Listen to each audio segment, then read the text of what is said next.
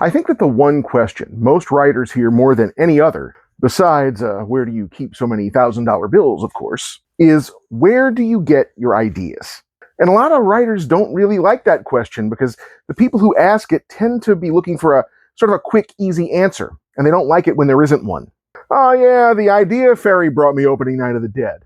Or, I harvested a long November from my plot bush out back.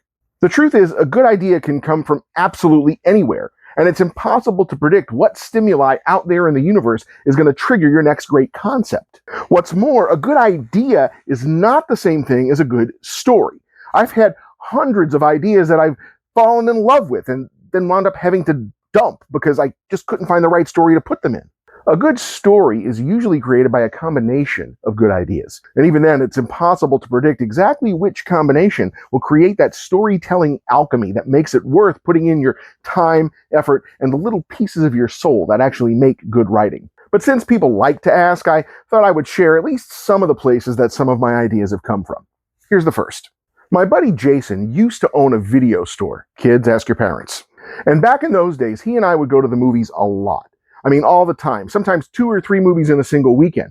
We both loved movies, and for him, it was just research for the store. And as a result, I would sometimes get taken into movies that I might otherwise not have watched. For example, one weekend, he talked me into seeing Ready to Rumble. It was a David Arquette comedy about the world of professional wrestling, and it frankly was not great.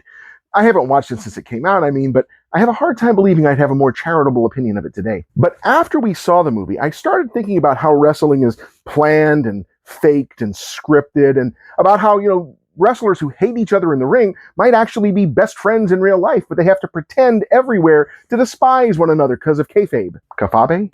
I didn't know that word then, and I don't actually know how to pronounce it now, but whatever. And I thought, what if a superhero universe was run that way? What if the fights were staged and scripted? What if the people, the heroes and villains alike, were actors and just filling in roles in a story that they were telling? What would that be like? So I started writing a short story. And about 25,000 words later, I realized I was actually writing a novel. This one, Other People's Heroes. It was my first book, and I guess what I'm saying here is, thank you, Jason, for taking me to see that terrible, terrible movie.